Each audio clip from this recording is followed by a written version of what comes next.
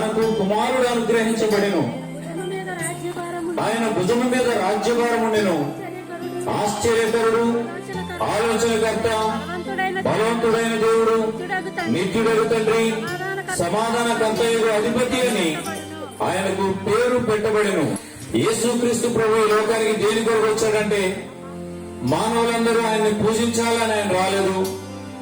మానవులందరూ ఆయన ఏదో మరి తల మీద పెట్టుకుని మోయాలని ఆయన ఆశపడి రాలేదు. కానీ ఆయన ఏం చేయాలని ఆశపడ్డాడంటే, మానవులందరినీ భుజాల పెట్టుకుని మోయాలని ఆశపడ్డాడు. మానవులందరినీ వారి పాపమును, వారి శాపమును, వారి మీద ఏలుబడి చేస్తున్నటువంటి ప్రతి విధమైనటువంటి కీడును, ప్రతి విధమైనటువంటి అపవిత్రతను ఆయన భుజముల మీద మోసి, ఆ దోషము నుంచి, ఆ అతిక్రమ క్రియల నుండి, ఆ బలహీనతల నుంచి, ఆ భక్తిహీనత నుండి, పాపము వలన వచ్చు జీతము మరణమని దేవుని యొక్క వాక్యం తెలియజేస్తుంది. కాబట్టి ఆ మరణానికి హేతువైనటువంటి పాపము ఏదైతే ఉందో దాని వలన ప్రాణం పోతుందన్న సంగతి ప్రజలకు తెలియజేసి, ఇదిగో మీరు మరణించవద్దు, మీ కొరకు నేను మరణిస్తాననేటువంటి ఆ ప్రేమ యేసుక్రీస్తు ప్రభు ఈ లోకంలో చూపించడానికి ఆయన వచ్చాడు. ఆయన భుజముల మీద రాజ్యభారం ఉన్నది. ఆయన ప్రియమైన దేవుడు ఆయన స్వరూపాన్ని పెట్టుకుని, లేకపోతే ఆయన విగ్రహాన్ని పెట్టుకుని ప్రజలు ఆయనకు మొక్కాలని ఆయన ఎన్నడూ కోరుకోలేదు. కానీ ఆయన మానవుల హృదయాలలో స్థిరమైనటువంటి చక్కని స్థానాన్ని ఈ లోకంలో ఆయన సంపాదించుకోగలిగాడు. ఎలాగంటే ప్రియమైన దేవుని బిడ్డగా 6వ వచనం నుంచి మనం చదివినప్పుడు, గుడ్డి వారి కన్నులు తెరుచుటకును, బంధించబడిన వారిని చెరసాలలో నుండి వెలుపలికి తెచ్చుటకును, చీకటిలో నివసించే వారిని బందీ గృహములలో నుండి వెలుపలికి తెచ్చుటకును యెహోవానగు నేనే నీతి విషయంలో నిన్ను పిలిచి నీ చేయి పట్టుకుని ఉన్నాను. నిన్ను కాపాడి ప్రజలకు నిబంధనగాను అన్యజనులకు వెలుగుగాను నిన్ను నియమించి ఉన్నానని తండ్రి అయినటువంటి దేవుడు చక్కని మాటలు ప్రభువుని గురించి, ఆయన సేవకుల గురించి మాట్లాడుతూ ఉన్నారు.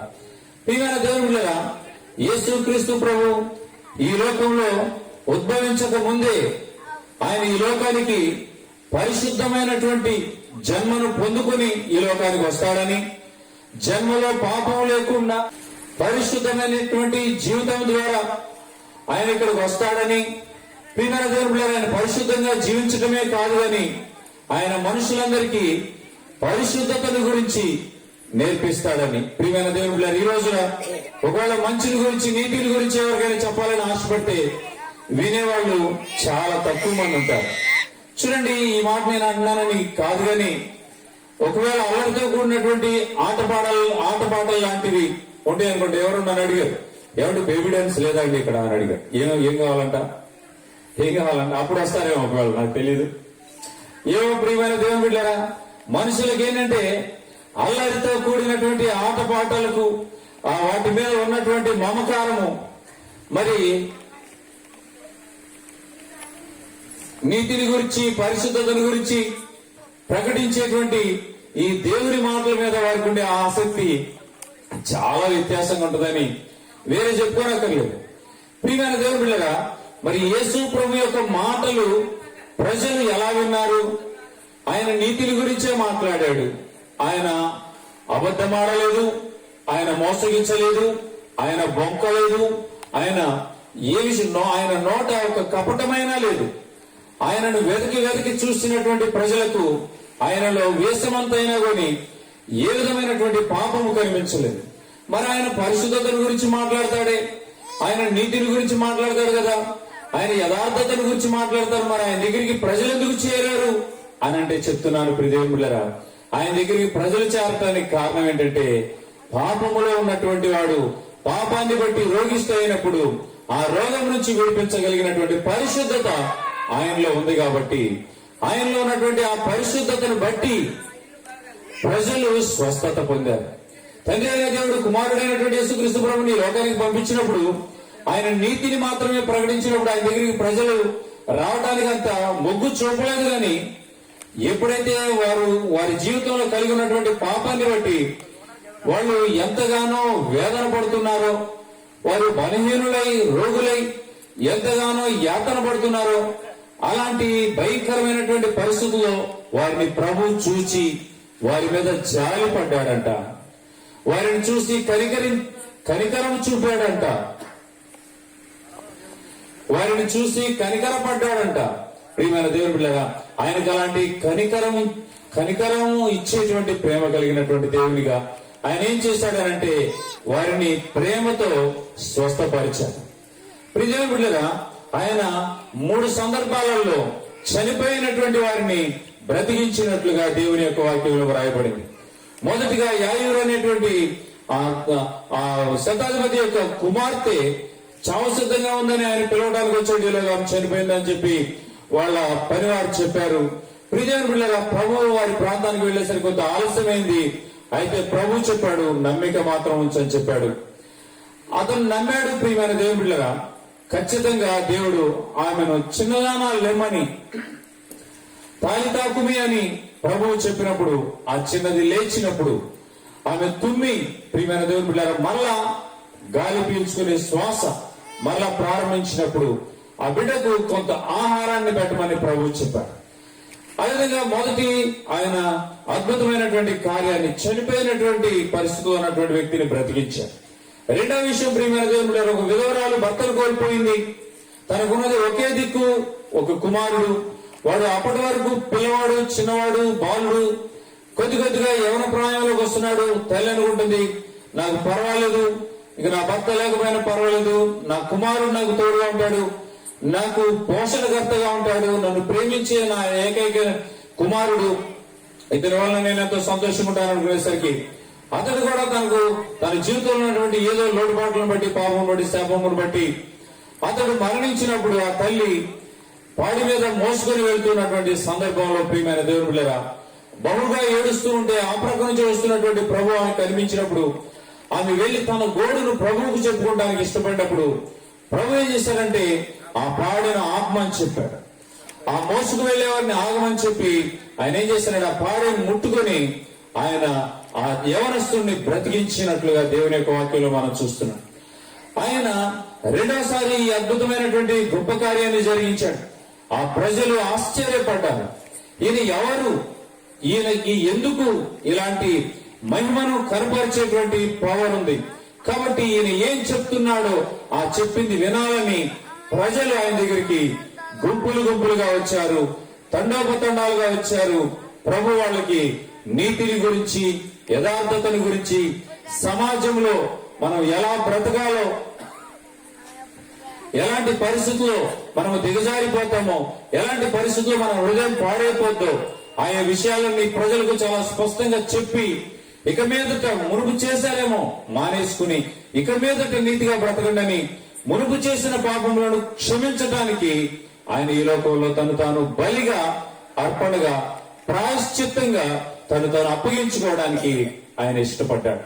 ప్రియమైన బిడ్డలారా, నేను చెప్తే నా మాటలు ఎవరు వింటారు, నా వల్ల ప్రజలకు ఏం మేలు కలుగుద్ది, ఇది నథింగ్ అన్నమాట. కేవలం యేసుక్రీస్తు ప్రభు యొక్క ఈ నీతిని గురించి, ఈ పరిశుద్ధతను గురించి నేను ప్రజలకు ఉన్నదన్నట్టుగా చెప్పినప్పుడు వాళ్ళను ఏ విధమైనటువంటి ప్రలోభానికి గురి చేయకుండా, నువ్వు చేసిన పాపాన్ని మానేసుకుంటే, నీలో ఉన్నటువంటి చెడుతనాన్ని విడిచిపెట్టుకుంటే, నీకున్నటువంటి వ్యసనాన్ని మానేసుకుంటే నీ బ్రతుకుల దేవుడు అద్భుతాన్ని చేస్తాడని చెప్పి వాళ్ళకి దేవుని ప్రేమను ప్రకటించినప్పుడు అందరూ కాకపోయినా కొందరు వారి జీవితంలో ఉన్నటువంటి పాపాన్ని విడిచిపెట్టుకోగలిగినప్పుడు వారి జీవితాలు ఈ రోజున సజీవ సాక్ష్యాలు అయ్యాయి. అనేక గ్రామాలలో మరి దేవుని ఈ ప్రేమ గురించి ప్రకటించడానికి నాకు అవకాశం దొరికింది. ప్రియమైన దేవుని బిడ్డలారా, అవును, ఇది దేవుని ప్రేమ.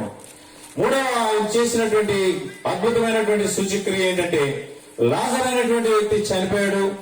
అతనికి తల్లిదండ్రులు లేరు, అతనికి ఇద్దరు అక్క చెల్లెలు ఉన్నారు. వారు ముగ్గురు ఎంతో వేదన పడుతూ ఉండేవాళ్ళు. కొంచెం మరి ఆర్థిక పరిస్థితులు ఇబ్బంది ఉండేవో మనకు తెలియదు. అయితే ఆ తమ్ముడు మాకు తోడుగా ఉంటాడు, ఆప్తుడుగా ఉంటాడు అని అనుకున్నారో ఏమో.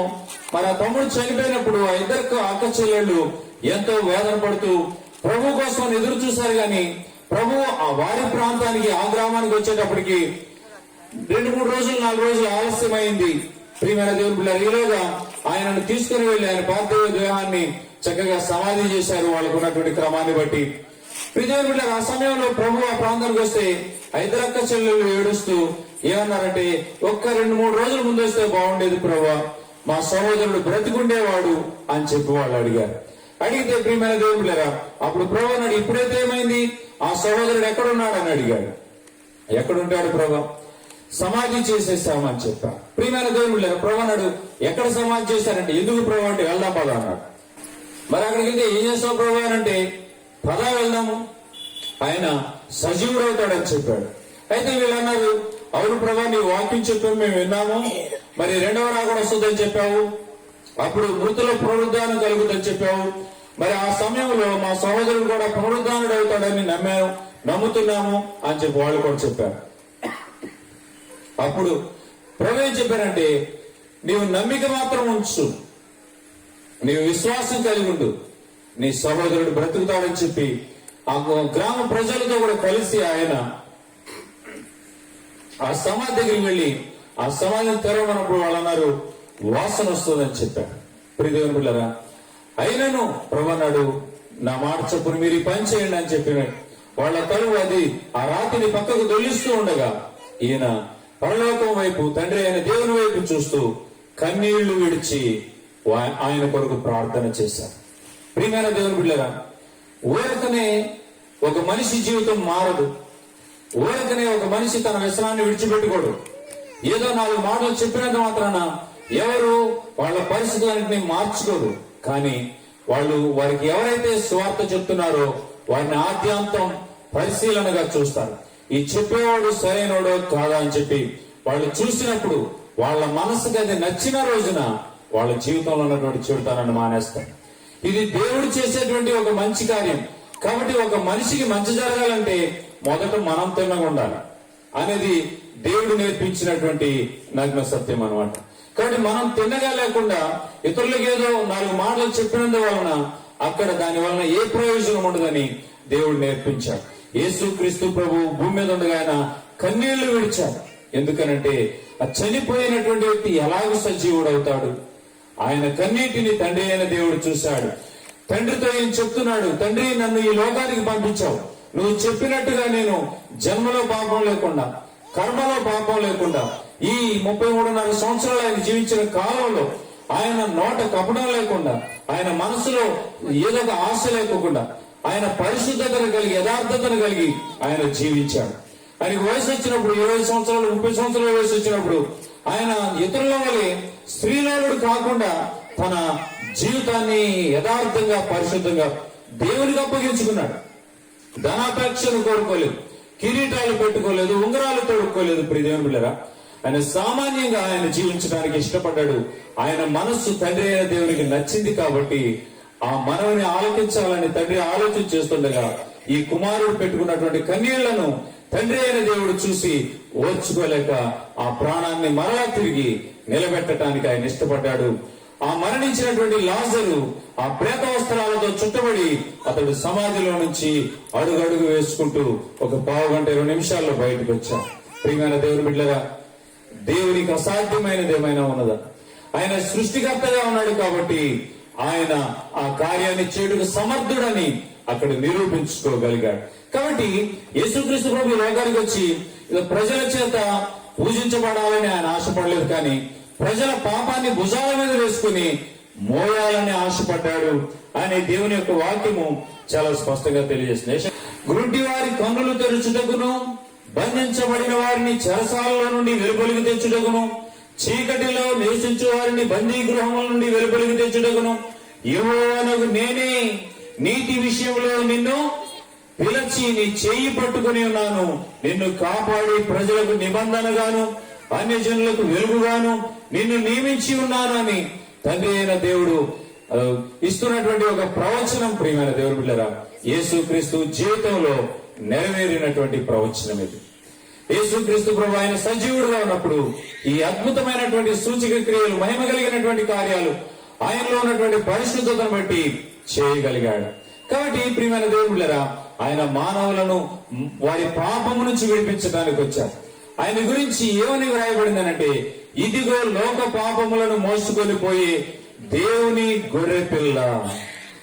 మనుషులు బలి అర్పిస్తారు పాపం పోవాలని చెప్పి.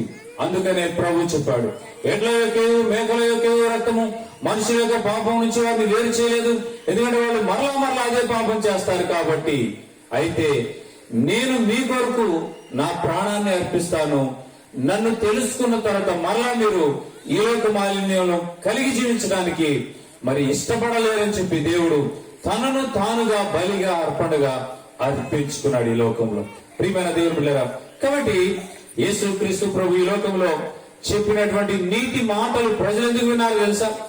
ఆయన అనేకమైనటువంటి అద్భుతాలు, సూచక క్రియలు, మహిమ కలిగిన కార్యాలు, మనుషులకు ప్రాణభిక్ష పెట్టినటువంటి వాడిగా, మనుషులకు యథార్థతను పరిశుద్ధతను ఇచ్చినటువంటి వాడిగా, మనుషుల మనసుల్లో నుంచి ఈ భయంకరమైనటువంటి వ్యసనాలు, మూఢనమ్మకాల నుంచి మనుషులను వేరు చేసి వారిని నీతి మార్గంలో నడిపించినందుకు ఈ దినమందు ప్రజలు ఆయనను నమ్మగలుగుతున్నారు.